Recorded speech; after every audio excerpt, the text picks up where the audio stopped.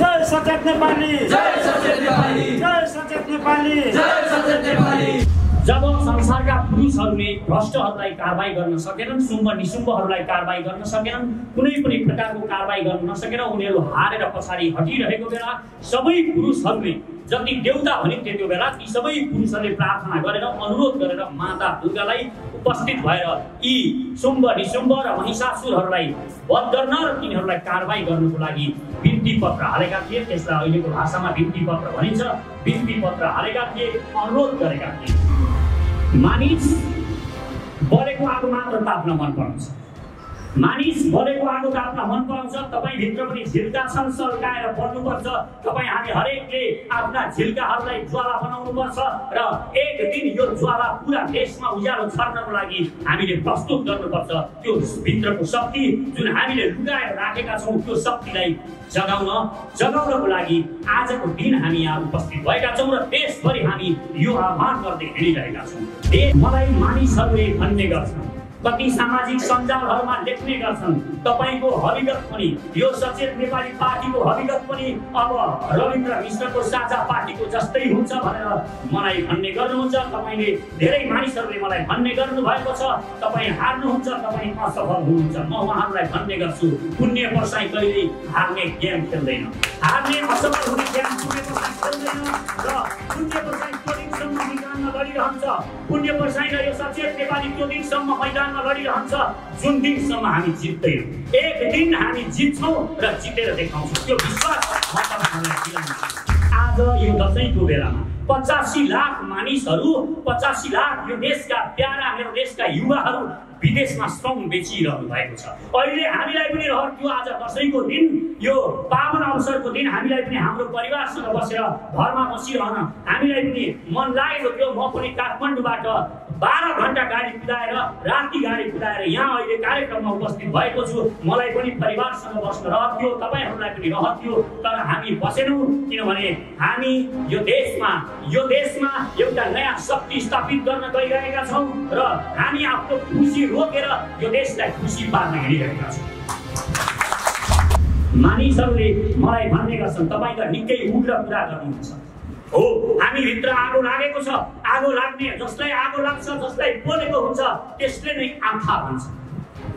पुच्छरमा जब हनुमानको पुच्छरमा आगो लाग्छ तब मात्र हनुमानले लङ्का डराउँछ।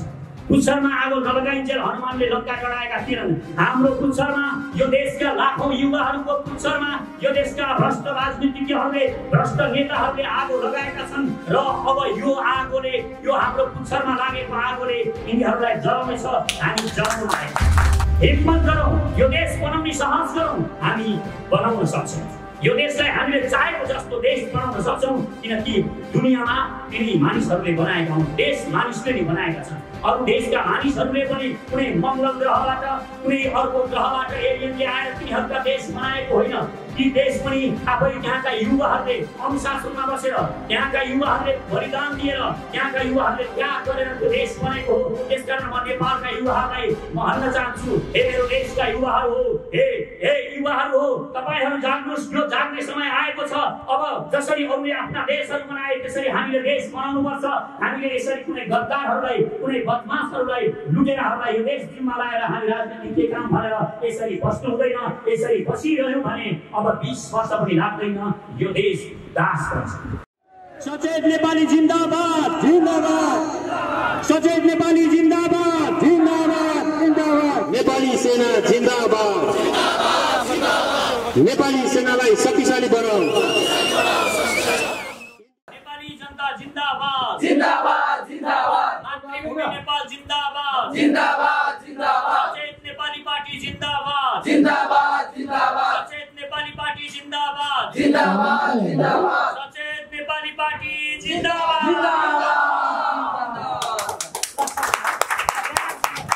नमस्कार।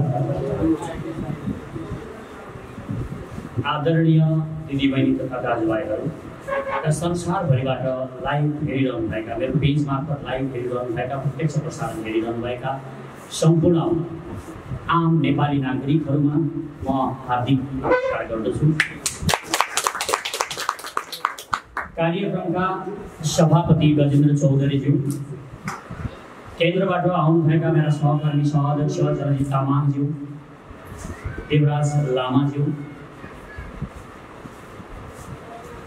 ज्ञानु बस्नेतज्यू र यहाँ उपस्थित तपाईहरु सबैलाई मेरो हार्दिक नमस्कार छ।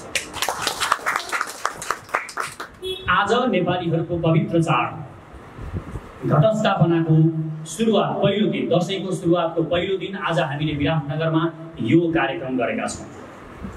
आजकै दिनबाट माता दुर्गाले पापी दुष्ट भ्रष्टहरूलाई कारबाही सुरु गर्नुभएको थियो र 10 दिनमा यो कारबाही सकिएको थियो। आज हामी यही पावन दिनमा यो विराटनगरमा उपस्थित भएका छौँ र यसको सुरुवात आज हामी विराटनगरबाट गर्न गइरहेका छौँ। म यो आज नारी शक्ति जागेको दिन पनि भन्न मन पराउँछु। यो दिनलाई नारी शक्ति कसरी जाग्नु भएको थियो? जब संसारका पुरुषहरूले भ्रष्टहरूलाई कारबाही गर्न सकेनन्, शुम्भ निशुम्भहरूलाई कारबाही गर्न सकेनन्, कुनै पनि प्रकारको कारबाही गर्न नसकेर उनीहरू हारेर पछाडि हटिरहेको बेला सबै पुरुषहरूले जति देउता भनिन्थे त्यो बेला ती सबै पुरुषहरूले प्रार्थना गरेर अनुरोध गरेर माता दुर्गालाई उपस्थित भएर यी शुम्भ निशुम्भ र महिषासुरहरूलाई वध गर्न र तिनीहरूलाई कारबाही गर्नको लागि बिन्ती पत्र हालेका थिए। त्यसलाई अहिलेको भाषामा बिन्ती पत्र भनिन्छ। बिन्ती पत्र हालेका थिए, अनुरोध गरेका थिए र उनीहरूले त्यो बेला दुर्गा माताको अनुरोध गरेपछि दुर्गा माताले भन्नुभएको थियो मलाई भगवान पशुपतिनाथबाट पशुपाशास्त्र मिलेको छ, मलाई ब्रह्माबाट ज्ञान मिलेको छ, मलाई विष्णुबाट चक्र मिलेको छ र मलाई कुबेरबाट धन मिलेको छ। त्यसैले म राष्ट्री हुँ, अहम राष्ट्री अहम दुर्गी भनेर उहाँले जागेर 10 दिनभित्रमा सारा भ्रष्टहरूलाई कारबाही गरेर फेरि यहाँ सत्यको स्थापना गर्नुभएको थियो। अब यो महिलाहरूको जागरणको दिन सुरु भएको छ र आजको दिनदेखि म सारा नेपालीहरूलाई अनुरोध गर्छु, अब हामी यसरी नै दुर्गा माताले जुन शक्ति आर्जन गर्नुभएको थियो, एउटा नेपाली नारी दुर्गा माता भनेको मैले कुनै भगवानको प्रतीकको रूपमा मात्र बुझ्दिनँ, एक नेपाली नारीको रूपमा बुझ्ने गर्छु।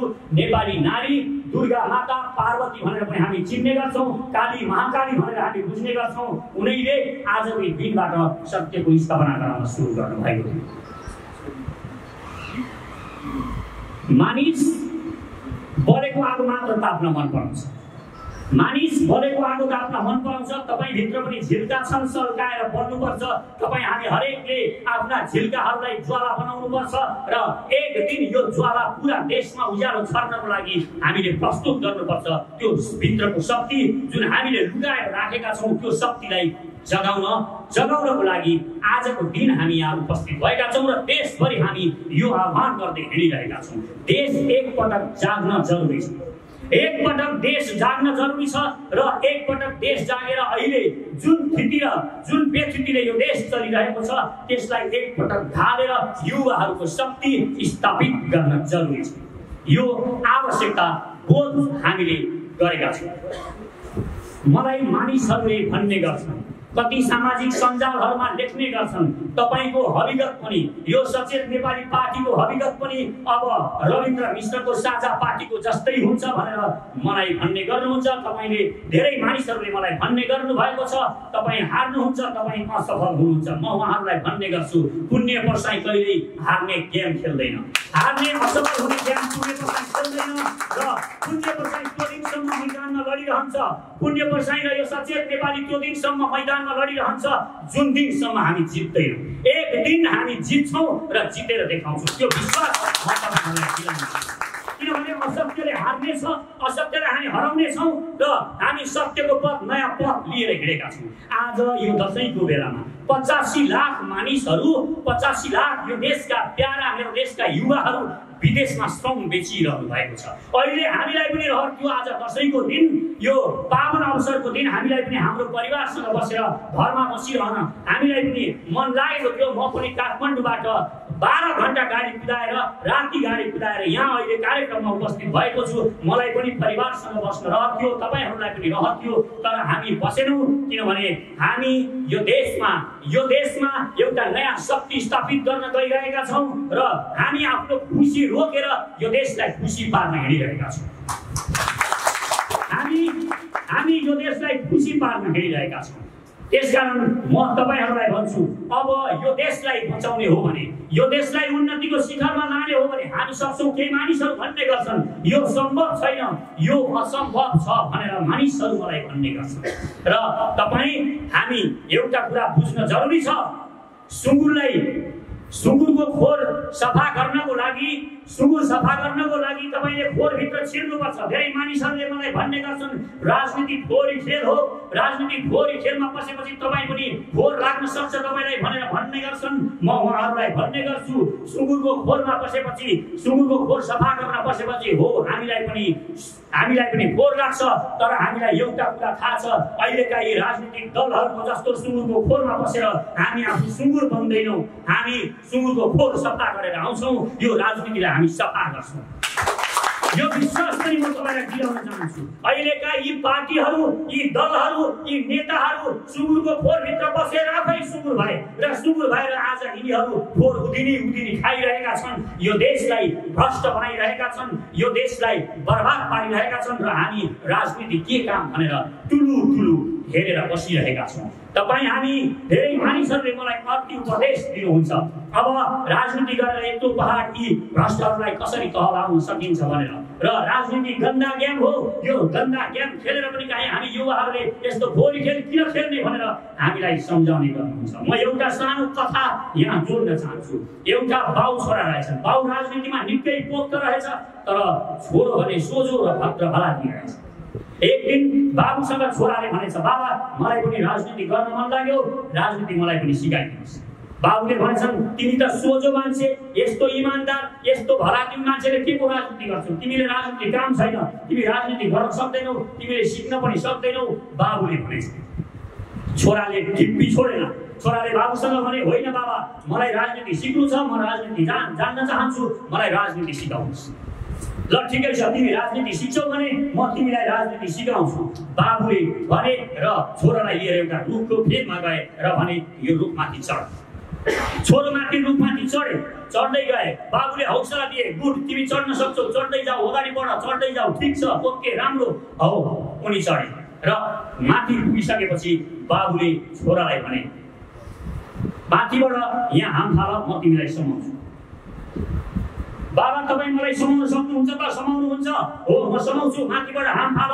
बाबुले छोरालाई भने र छोराले माथिबाट हाम फाल्यो। बाबुले समाउन भनेर बसे, तर समाएनन्, उनले छोडिदिए। र बाबुले छोरालाई तल उनेपछि बाबा तपाईँ त धोकेबाज हुनुहुँदो रहेछ, गद्दार हुनुहुँदो रहेछ, तपाईँले आफ्नै छोरामाथि अविश्वास गरेर यसरी मलाई धोका दिनुभयो, बर्बाद पार्नुभयो भनेर मेरो ढाड भाँच्यो भनेर छोराले भनेछन्। र बाबुले त्यो बेला भनेछन् यो राजनीति हो, राजनीतिको पहिलो शिक्षा यही हो कि तिमी बाबुलाई पनि विश्वास नगर। यो देशका नेताहरूले, यो देशका राजनीतिज्ञहरूले राजनीतिलाई यसरी नै गन्दा बनाएका छन्। त्यही सोझो छोरो हौ हामी, त्यही सोझो छोरो हो सचेत नेपाली। अब सचेत नेपाली यही सोझोपनले यो देशलाई सिधा गराउँछ। यी बाङ्गा मानिसहरूलाई, यी दलाल मानिसहरूलाई, यी भ्रष्ट मानिसहरूलाई कारबाही गर्छ। म तपाईँहरूलाई विश्वास दिलाउन चाहन्छु। मानिसहरूले मलाई भन्ने गर्छन् तपाईँ त निकै उग्र कुरा गर्नुहुन्छ। हो हामी भित्र आगो लागेको छ, आगो लाग्ने, जसलाई आगो लाग्छ, जसलाई बोलेको हुन्छ त्यसले नै आँखा भन्छ। पुच्छरमा जब हनुमानको पुच्छरमा आगो लाग्छ तब मात्र हनुमानले लङ्का डढाउँछ। पुच्छरमा आगो नलगाइन्जेल हनुमानले लङ्का डढाएका थिएनन्। हाम्रो पुच्छरमा, यो देशका लाखौं युवाहरूको पुच्छरमा यो देशका भ्रष्ट राजनीतिज्ञहरूले, भ्रष्ट नेताहरूले आगो लगाएका छन्। र अब यो आगोले, यो हाम्रो पुच्छरमा लागेको आगोले यिनीहरूलाई जलाउनेछ। हामी जलाउन लागेका छौँ। त्यसकारण तपाईहरु निर्धक्कसँग भन्नुस्, म सचेत नेपाली भन्नुस्। डराउनु पर्ने, काम्नु पर्ने, कोहीसँग काय भएपछि हट्नु पर्ने कुनै पनि कुरा छैन। हामी यो देश बनाउन इमानदारीका साथ आएका हौं। हामी भित्र एउटा चेतना छ, मानिसहरू गर्न सकिँदैन भनेर हामीलाई भन्ने गर्छ। एउटा मानिसले जे कल्पना गर्न सक्छ त्यो मानिसले गर्न सक्छ। मानिसले कल्पना गरेको, कुनै दिन मानिसले उड्ने कल्पना गर्यो। मानिसहरूले त्यो बेला जसले उड्ने कल्पना गरेको थियो त्यो उड्ने कल्पना गर्नेलाई मानिसहरूले हाँसो उडाए। आज मानिस उड्छ कि उड्दैन? हजारौं मानिसहरू आज तपाईँ जहाजमा आकाशमा उडिरहेका तपाईँ देख्नुहुन्छ, किनभने त्यो एउटा मानिसले कल्पना गर्यो, उड्ने कल्पना गर्यो। हिम्मत गरौँ, यो देश बनाउने साहस गरौँ, हामी बनाउन सक्छौँ। यो देशलाई हामीले चाहेको जस्तो देश बनाउन सक्छौं किनकि दुनियाँमा तिनी मानिसहरूले बनाएका हुन्। देश मानिसले नै बनाएका छन्। अरु देशका मानिसहरूले पनि कुनै मंगल ग्रहबाट कुनै अर्को ग्रहबाट एलियनले आएर तिनीहरूका देश बनाएको होइन। ती देश पनि आफै त्यहाँका युवाहरूले अनुशासनमा बसेर त्यहाँका युवाहरूले बलिदान दिएर त्यहाँका युवाहरूले त्याग गरेर त्यो देश बनेको हो। त्यसकारण म नेपालका युवाहरूलाई म भन्न चाहन्छु, हे मेरो देशका युवाहरू हो, हे युवाहरू हो, तपाईहरू जाग्नुहोस्। यो जाग्ने समय आएको छ। अब जसरी अरूले आफ्ना देशहरू बनाए त्यसरी हामीले देश बनाउनु पर्छ। हामीले यसरी कुनै गद्दारहरूलाई कुनै बदमाशहरूलाई लुटेराहरूलाई यो देश जिम्मा लगाएर हामी राजनीतिक काम गरेर यसरी बस्नु हुँदैन। यसरी बसिरह्यौं भने अब 20 वर्ष पनि लाग्दैन यो देश दास बन्छ। तपाईं यो 20 वर्षमा यो देश दास भएको हेर्न चाहनुहुन्छ या 20 वर्षमा यो देश विश्वको सबैभन्दा धनी र सुखी देश भएको हेर्न चाहनुहुन्छ? मलाई विश्वास छ तपाईं यो देश सुखी भएको खुसी भएको हेर्न चाहनुहुन्छ। यदि यो देश साँच्चै नै खुसी भएको यो देश सम्पन्न र समृद्ध भएको हेर्न चाहनुहुन्छ भने म तपाईलाई विश्वास दिन्छु। सचेत नेपालीलाई विश्वास गर्नुहोस्। सचेत नेपालीसँग जोडिनुहोस्। गाउँ गाउँमा टोल टोलमा यो सुसमाचार यो पुर्याउनुहोस्। तपाईं जब यो सुसमाचार लिएर यो समाचार गाउँ गाउँमा पुर्याउनुहुन्छ तब यो देशका मानिसहरू जोडिनेछन् र आउँदो 2 वर्षमा यिनीहरूको नियममा यिनीहरूको अखरमा खेलेर हामी यिनीहरूलाई पछाड्न सक्छौं। म तपाईहरुलाई विश्वास दिन्छु। यी कुनै अजम्बरी शक्ति होइन। तपाईलाई लाग्ला यो कांग्रेस अजम्बरी शक्ति हो। तपाईलाई लाग्ला यी कम्युनिस्टहरू अजम्बरी शक्ति हुन्। तपाईलाई लाग्ला यी राजावादीहरू अजम्बरी शक्ति हुन्। यी केही शक्ति होइनन्। तपाईले पछाडीबाट यिनीहरूलाई ढाक मार्नु भएकोले यिनीहरू शक्ति भएका हुन्, नत्र यिनीहरू मुसा। यी मुसाहरूलाई तपाईहरू सिंह भनेर हिँडिरहनु भएको छ, भ्रममा गरिरहनु भएको छ। एकपटक यिनीहरूका कार्यकर्ता यति छन् र उति छन् भनेर तपाईँ डराउनु भएको होला। यी राम्रा समाचारहरू लिएर गाउँ गाउँमा पुग्नुहोस्। यिनीहरूका कार्यकर्ता यिनीहरूका कार्यकर्ता मात्र होइन, यिनीहरूका नेतै हाम्रो शरणमा आउनेछन् र हामीलाई देश बनाउनको लागि सहयोग गर्ने धेरै मानिसहरू बरालिएका छन्। यो देशका धेरै मानिसहरूलाई थाहा छैन यो देश के गरेर बन्छ, किन म गरिब भए भन्ने थाहा छैन। अहिले खान पाइन भनेर लाटो छोरोले के हुन्छ, घरको लाटो भन्दा यसलाई अन्यथा नलियोस्। लाटो छोरोले के गर्छ? लाटो छोरोले बाबुलाई बिहा गर्दै बाबा मेरो भन्छ। लाटो छोरोले बिहा गर्दै भनेपछि बाबुले भन्छ तेरो बिहा कहाँ हुन्छ, तँलाई त कसैले छोरी नै दिँदैनन्, मैले कसरी तेरो बिहा गरिदिनु, यो सम्भव छैन भनेर बाबुले भन्छ। तर छोरो मान्दैन, लाटो छोरो मान्दैन र कराएकै गर्छ। लाटो छोरो कराएकै गर्छ रात दिन र उसले बिहा नगर्देको झोकमा कि त उसले बाबुलाई नै मार्न सक्छ एक दिन, नत्र यदि बाबुले बिहा गर्दैन भने। तथापि बाबुले उसको बिहा गरिदिनको लागि आफ्नो जग्गा काटेर जग्गा दिएर कुनै गाउँको अर्को एउटा जमिनदारको अथवा कुनै गाउँले किसानको छोरीसँग बिहा गरिदिन्छ र बिहा गरेको केही दिनमै त्यो लाटो छोरोलाई छोडेर फेरि तिनी आफ्नै माइत जान्छन् र उतै बस्छिन् र अर्को मानिससँग बिहा गरेर बस्छिन्। त्यस्तै भएको छ यो देशका जनताहरू। यी दलालहरूले हामीलाई लाटो छोरो जस्तो बनाएर हामीलाई राखेका छन्। यो तोड्न जरुरी छ। हामीले एकचोटि सचेत भएर हाम्रो रिस कहाँ पुग्ने हो, म अयोग्य भएर हामी त्यो लाटो छोरो जस्तो बनेर हामी यिनीहरूलाई बाबुको रिस मात्र गरेर नबसौँ। हामीलाई के कारणले मलाई छोरी दिएन भनेर लाटो छोरोले जसरी मूल्याङ्कन गर्न सक्दैन त्यसरी हामी म किन गरिब भइरहेको छु भनेर हामीले मूल्याङ्कन गर्न सकेका छैनौँ। पहिला हामीले आफूलाई मूल्याङ्कन गरौँ, हामी किन गरिब छौँ, किन तपाईले उद्योग धन्दा गर्ने तपाईलाई हिम्मत आउँदैन। 1 लाख रुपैयाँ भयो भने तपाईँ किन विदेश जान चाहनुहुन्छ, किन यहाँ 1 लाख रुपैयाँले एउटा साबुनको डल्लो बनाएर तपाईँ बिजनेस गर्न चाहनुहुन्न। यो तपाईको दोष छैन, तपाईको दोष छैन। किनभने यो दोष तपाईको किन छैन भने तपाईलाई यसो गर्नको लागि यस्तो सोच्नको लागि यहाँका नेताहरूले बाध्य पारेका छन्। तपाईलाई सोच्ने हिम्मत नै आउँदैन म बाहिरै गएर यो देशमा केही गर्छु भन्ने तपाईलाई लाग्न सक्छ। वास्तवमा त्यो लागेको तपाईलाई भ्रम हो। यो देशका 85 लाख मानिसहरू जो बाहिर हुनुहुन्छ, ती 85 लाख मानिसहरू बाहिर हुनु भनेको तिनीहरूलाई तपाईलाई यसो सुन्दा त लाग्छ उनीहरू आफ्नो इच्छाले आफ्नो रहरले बाहिर गएका होइनन्। उनीहरूलाई देश निकाला गरिएको, उनीहरूलाई देश निकाला गरिएको हो। यो देशमा उनीहरू बसिरहे ती योग्य मानिसहरू जो आज लाखौं मानिसहरू बाहिर हुनुहुन्छ, जो श्रम र पसिना बगाउन सक्नुहुन्छ, जो आज विदेशमा गएर काम गरिरहनु भएको छ, उहाँहरू योग्य मानिसहरू यहाँ बसिरहे यिनीहरूको राजनीति असफल हुन्छ। त्यसकारण योग्य मानिसहरूलाई बाहिर पठाएर यिनीहरूले अङ्गीकृतहरूलाई भित्राएका छन् र अङ्गीकृतहरूलाई भित्राएर यहाँ नागरिकता प्रदान गरेका छन् र तिनीहरूलाई भोट हाल्न लाएर चुनाव जित्न थालेका छन्। भोलि यही हुनेवाला छ। यदि हामी सचेत भएनौँ भने यदि हामी ठिक ढङ्गले अगाडि बढेनौँ भने यो धेरै समय लाग्ने छैन। त्यसकारण म यहाँहरूलाई अनुरोध गर्छु र म सारा संसारभरिका नेपालीहरू जो जहाँ बसिरहनु भएको छ तपाईँहरूलाई पनि अनुरोध, तपाईँहरूलाई वास्तवमा देश निकाला गरिएको छ।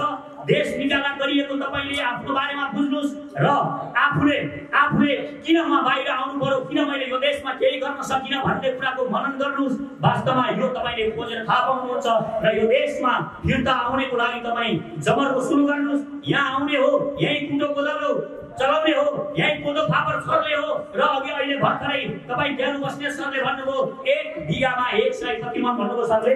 107 मन 1 बिघामा फलाउन सकिन्छ।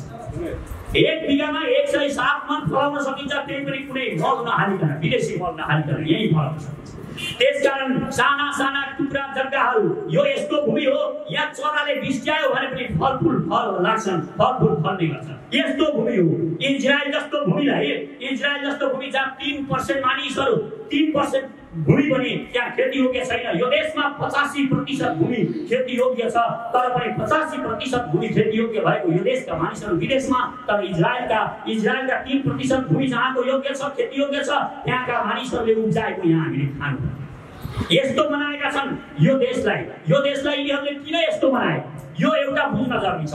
जब कांग्रेसको शासन आयो, अहिले तपाईँ हेर्नुहोस्, जो पनि अर्थमन्त्री हुन्छ त्यो अर्थमन्त्री तपाईले यहाँ बनाएको अर्थमन्त्री हुँदैन, त्यो विदेशले बनाइदिन्छ, युरोपले बनाएको अर्थमन्त्री हुन्छ, त्यो वहीँबाट आएको हुन्छ, यसलाई बनाउनै पर्छ भनेर भनिएको हुन्छ र त्यो अर्थमन्त्री आएर पहिले उसले गर्ने काम भनेको यहाँका उद्योग धन्दाहरूलाई धराशायी बनाउने। कांग्रेसको रामशरण मल जस्ता डाकाहरू आएर पहिला के काम गरे? यहाँका सबै उद्योग धन्दाहरू बेचिदिए, जति पनि उद्योग धन्दाहरू यही विराटनगरमा कयौं उद्योग धन्दाहरू थिए ती सबै बेचिदिए र यो देशमा बेरोजगारी सिर्जना गरे र एउटा देशको मात्र सरकारी उद्योगहरू मात्र बेचेर यिनीहरूले यो देशको मानसिकता, यो देशका जनताहरूको मानसिकता पनि यिनीहरूले कमजोर बनाइदिए। यो देशमा केही हुँदैन, उद्योग धन्दा केही पनि गर्न सकिँदैन भन्ने एउटा भाव यिनीहरूले सिर्जना गरिदिए र आज करोडौंका सामान्य हामी देउन बाध्य भएका छौँ। यिनीहरूले यो मानसिकता हामीमा भएका छ, यो बुझ्न जरुरी छ। यो बुझेर हामीलाई बेरोजगार बनाइएको छ, केही काम गर्न पनि हामीलाई उत्साह लाग्दैन। किन लाग्दैन? यिनीहरूले यस्तो वातावरण हामीले बनाएका छन्। र म यो युवाहरूलाई भन्न चाहन्छु, तपाईँ भनेको तपाईँ साधारण युवा होइन, तपाईभित्र एउटा लाइन सुतेको छ, त्यसलाई जगाउने प्रयास गर्नुहोस्। एटिट्युड बनाउनुहोस्, जित्ने एटिट्युड बनाउनुहोस्। जुन बेलासम्म तपाईँ हार्नुहुन्न त्यो बेला जित्नुहुन्न, त्यो बेलासम्म खेलिरहनुहोस्। नजितेसम्म कुनै पनि काम छोड्नुहोस्। तपाईँ एक दिन सफल हुनुहुन्छ। म यहाँ मात्र होइन, सारा संसारका युवाहरूलाई भनिरहेको छु, चाहे सानो काम होस्, चाहे जस्तो सुकै काम होस्, त्यो एटिट्युड बनाउनुहोस्, लाइनको जस्तो एटिट्युड बनाउनुहोस्, जित्ने एटिट्युड बनाउनुहोस्। तपाईँ हेर्नुहोस्, लायन के जंगलको सबैभन्दा ठुलो जनावर हो? लायन होइन, जनावर सबैभन्दा ठुलो पनि होइन, त्यो सबैभन्दा छिटो कुद्न पनि सक्दैन, रुख चढ्न पनि सक्दैन, त्यो सबैभन्दा बलियो जनावर पनि होइन। तर त्यसलाई किन राजा भन्छ? जंगलको राजा किन छ लायन? किनभने उसको एटिट्युड त्यस्तो छ। ऊ राजाको जस्तो आत्मविश्वासको एटिट्युड बनाउँछ लायनले। जब हात्ती आम्ने सामने हुन्छन्, हात्तीले के सोच्छ? त्यत्रो हात्ती छ, ठुलो हात्ती छ, उसले सोच्छ, पहिले पराजित मानसिकता हुन्छ हात्तीमा, उसले पहिल्यै सोच्छ यो मलाई शिकार गर्न सक्छ, यस मलाई शिकार गर्न आएको। हात्तीमा यो सोच हुन्छ। तर त्यो लायन जुन सानो हुन्छ, लायनले के सोच्छ? यो ठुलो हात्ती, यो हात्ती मेरो शिकार हो, यो सोच्ने गर्छ लायनले। त्यसकारण आँखा उठाउनुहोस्, आँखा उठाएर शिर उच्च गरेर यो एटिट्युड बनाउनुहोस्, म लायन हुँ, म गर्न सक्छु, म यो देश बनाउन सक्छु मात्र होइन, हामी जे पनि गर्न सक्छौँ भन्ने एटिट्युड यहाँ निर्माण गर्नुहोस्। त्यो विजेता जस्तो एटिट्युड बनाउनुहोस् र हामी गर्न सक्छौँ। एटिट्युड धेरै ठुलो कुरा हो र अहंकार र एटिट्युड दुईटा फरक कुरा पनि हुन्। अहंकारलाई एटिट्युड भनेर फेरि भ्रममा नपर्नुहोस्। अहंकार र एटिट्युडमा के फरक छ त? एटिट्युडले के भन्छ? म गर्न सक्छु, म यो गरेर देखाउन सक्छु, यो एटिट्युड हो। तर तपाईँ म मात्र गर्न सक्छु, अरूले गर्न सक्दैनन् भन्नुहुन्छ भने यो अहंकार हो। तपाईमा यो स्वाभिमान हुनुपर्छ, म गर्न सक्छु, म गरेर देखाउन सक्छु र संसारको जुनसुकै मानिसले मानोस् नमानोस्, यदि तपाईलाई लाग्छ म गर्न सक्छु, यो अवश्य पनि तपाईँ गर्न सक्नुहुन्छ। ऐना अगाडि उभिनुहोस् र हेर्नुहोस् आफ्नो आँखामा र कुनै योजना बनाउनुहोस् र हेर्नुहोस्। गर्न सकिन्छ। त्यही आत्मविश्वासमा यो देशका 3 करोड नेपालीहरूमा भर्न चाहन्छु र म यही आत्मविश्वास भर्दै म भन्न चाहन्छु 2 वर्ष पछाडि यो सचेत नेपालीले सरकार बनाउनेछ। 2 वर्ष पछाडि हामी सरकार बनाउँछौँ र हेर्नुहोस् हामी कसरी काम सुरु गर्छौँ। हामीलाई यिनीहरूले जिस्काइरहेका छन्, यिनीहरूले भनिरहेका छन् हुट्टी ट्याउले आकाश थाम्न खोजेको हो, पुण्य पर्साई जस्ताले यो देश बनाउँछु भन्ने एउटा भ्रम हो भनेर यिनीहरू मलाई भन्ने गर्छन्। एउटा अलेक्जेन्डर भन्ने मान्छे थियो, विश्व विजय गर्छु भनेर केही भालाहरू र केही थान घोडाहरू लिएर आएको थियो। उसको एटिट्युड थियो म गर्न सक्छु भन्ने। हेर्नुहोस् कत्रा साम्राज्यहरू ढाल्यो र वास्तवमै विश्व विजय गरे। एउटा पृथ्वीनारायण शाह भन्ने माटाको दरबारमा बस्ने एउटा राजा, तपाईँ हेर्नुहोस् ती राजालाई, माटाको दरबारमा बस्ने राजा, सुनको दरबारमा बस्नेहरू कैयौं राजाहरू थिए। ती राजाहरूलाई उनीहरूले केही ठान बन्दुकहरू लिएको भरमा यत्रो ग्रेटर नेपाल एउटा माटाको दरबारमा बस्ने राजाले जोड्न सक्छन् भने यति नेपालीहरू मिलेर हामी किन जोड्न सक्दैनौँ? यो देश बनाउन सकिन्छ। हामीलाई भ्रमित पारिएको छ।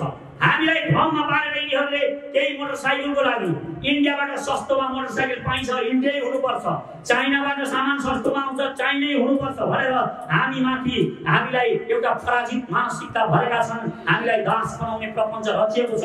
दास बन्न स्वीकार गर्दैन गोर्खाली छोरीले काली महाकालीले यो दास बन्न स्वीकार गर्छन् र हामी यो देशलाई बनाउँछौँ। किनभने यो देशमा नभएको केही छैन। दुबई जस्तो एउटा फुच्चे देश छ। दुबई जस्तो देशमा न तेलसुन खानी छ, न तेल खानी छ, न जमिन राम्रो छ, न पानी छ, केही पनि छैन। त्यो एउटा देश दुबई भन्ने त्यो देशलाई विश्वको धनी देश बनाउन सक्छ भने यहाँ सबै थोक भएको यो देशलाई हामी किन बनाउन सक्दैनौँ? बनाउन सकिन्छ। विश्वास गरौँ, आफूलाई विश्वास गरौँ र हामीले आफ्ना कामहरू गर्दा पनि विश्वासका साथ काम गरौँ र कसैलाई पनि प्रेरित गरौँ काम गर्ने। जो पनि नयाँ भिजन लिएर आउँछ, नयाँ दृष्टिकोण लिएर आउँछ, उसलाई समर्थन गरौँ र हामी किन गर्न सक्छौँ? धेरै मानिसहरूले मलाई भन्ने गरेका छन् यी दलहरूले गर्न नसकेको काम तपाईँ के आधारमा गर्न सक्नुहुन्छ? यो अति नै महत्त्वपूर्ण कुरा छ। त्यसकारण अलिकति लामो भए पनि म तपाईँलाई यति कुरा बताउँछु। हामी विश्वमा केही वादहरू छन्, अध्यात्मवाद, पुँजीवाद र मार्क्सवाद।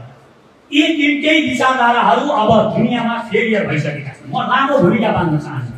यो कसरी फेलियर भए मुख्य कुरा यो बुझ्न जरुरी छ र यिनीहरू फेलियर भए यिनीहरूको दर्शन गलत दर्शनको कारण।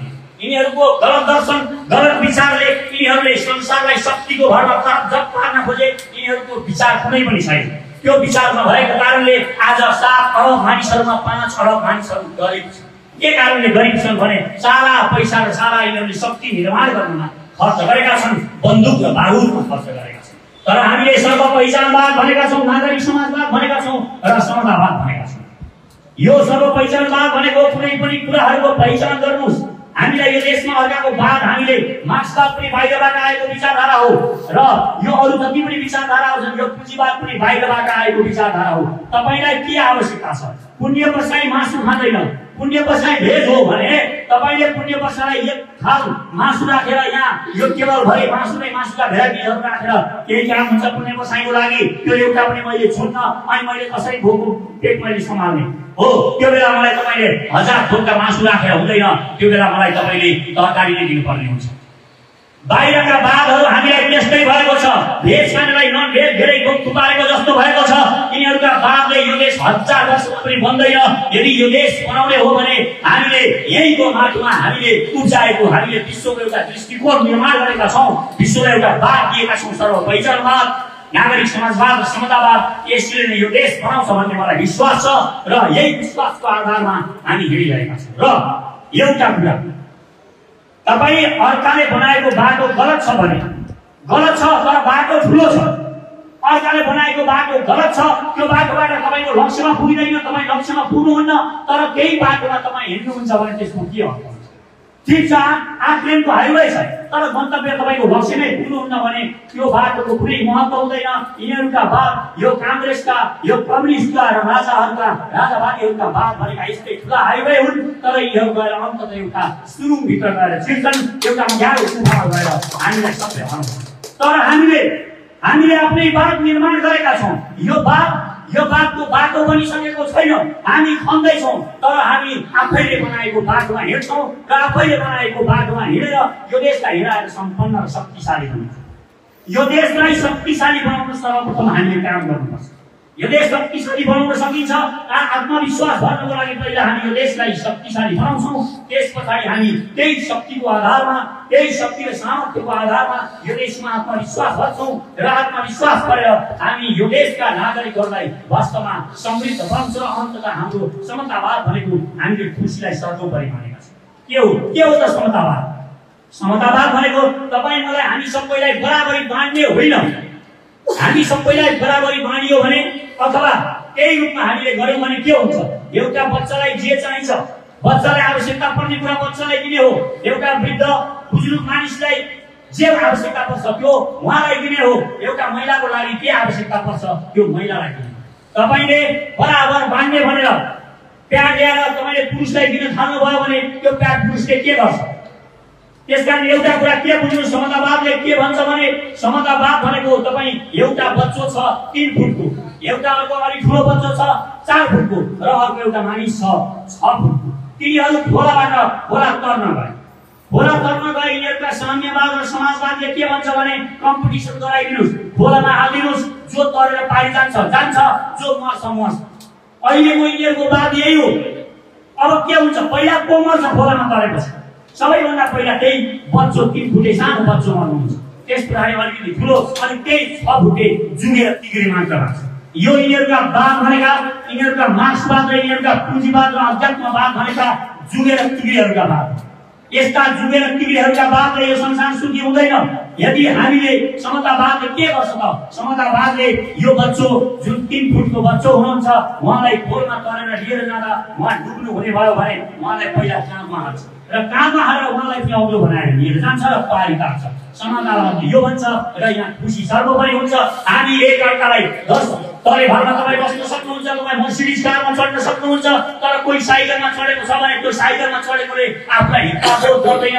उसले यसको आवश्यकता त्यो होला, मलाई एक्सर्साइज हुन्छ, मलाई यो साइकल आवश्यकता छ भन्ने खान्छ, उसले कसैको रिस गर्दैन। यो हो समतावाद। समतावादमा खुसीलाई प्राथमिकता दिइन्छ र तपाईँ एउटा छारी मुनि एउटा रुखको फेदमा तपाईँ आनन्दले एक साथ दुई साथ खाएर मजाले त्यहाँ सुतेर खुसी हुनुहुन्छ भने त्यो खुसीलाई सर्वोपरि मान्नुपर्ने हुन्छ। तपाईँ 10 तले मन्जिलमा बसेर 10 तले घरमा बसेर पनि खुसी हुनुहुन्छ भने तपाईको सम्पत्तिको तपाईको कारको कुनै मतलब छैन। तपाईँ एक दिन हार्ट एट्याक भएर मर्नुहुन्छ, त्यसको के हुन्छ? यसकारण हामीले खुसीलाई महत्त्व दिने, खुसीलाई सर्वोपरि ठान्ने समतावादको एउटा परिकल्पना गरेका छौँ र यो देशलाई हामी जोड्दैछौँ। र युवाहरूलाई म भन्ने गर्छु, जब हामी अखाडामा खेलिरहेका हुन्छौँ, अखाडामै ठुला शत्रुसँग फाइट गरिरहेका हुन्छौँ, द्वन्द गरिरहेका हुन्छौँ, तपाईँ बाहिर बसेर हामीलाई खिसी टिउरी गरेर नबस्नुहोस्। हामीलाई सहयोग गर्न समर्थन दिन सक्नुहुन्न भने हामीलाई गिज्याएर आफ्नै मजाक बनाएर आफैलाई मजाक बनाएर बस्नुहोस्। म युवाहरूलाई भन्न चाहन्छु, हामीले साहस गरेका छौँ, तपाईले पनि साहस गर्नुहोस्। यो शक्ति, यो विकृत शक्ति जसले 70 वर्षदेखि यो देशलाई क्याप्चर गरेको छ, यो देश बन्न सक्थ्यो। यो देश केही मानिसहरूले बनाउन सक्थे चाहेको भए, तर उनीहरूले यो देश बनाउन चाहेको। तपाईँ हेर्नुहोस्, डिपीलाई 2 तिहाईको बहुमत थियो, त्यो बेला 15 सालको कुरा गर्दैछु। उनले बनाउन चाहेको भए यो देश बनाउन सक्थे। राजा महेन्द्रले चाहेको भए यो देश बनाउन सक्थे। पञ्चायत कालमा राजाहरूसँग यति धेरै पावर थियो, उनीहरूले यो देश बनाउन चाहेको भए बनाउन सक्थे। 47 सालपछि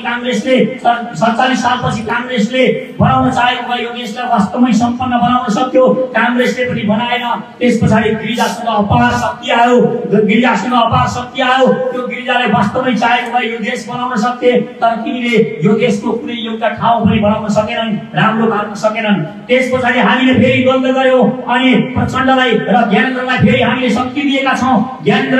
राजा ज्ञानेन्द्रले त्यो बेला वास्तवमा यति अपार शक्ति पाएका थिए, यति ओजस्वी शक्ति पाएका थिए र जनताले विश्वास पनि गरेका थिए। त्यो बेला यिनले चाहेको भए यो देश बनाउन सक्थे, तर यिनले पनि यो देश बनाएनन्। प्रचण्डलाई पनि त्यस्तै ओजस्वी शक्ति मिलेको थियो, यिनले पनि यो देश बनाउन चाहेको भए बनाउन सक्थे। अहिले यो खड्ग ओली जसले अहिले भ्रष्टहरूको वरिपरि राखेर भ्रष्टहरूलाई मन्त्री र अर्थमन्त्री बनाएर राखिरहेका छन्, पालिरहेका छन्, सर्पहरू पालिरहेका छन्, यिनले पनि बनाउन चाहेको भए बनाउन सक्थे, तर बनाएनन्। यी सबै सुँगुर भए र सुँगुरको खोरमा बसेर यिनीहरूले आफूलाई सुँगुर बनाए, त्यसैले यो देश बने।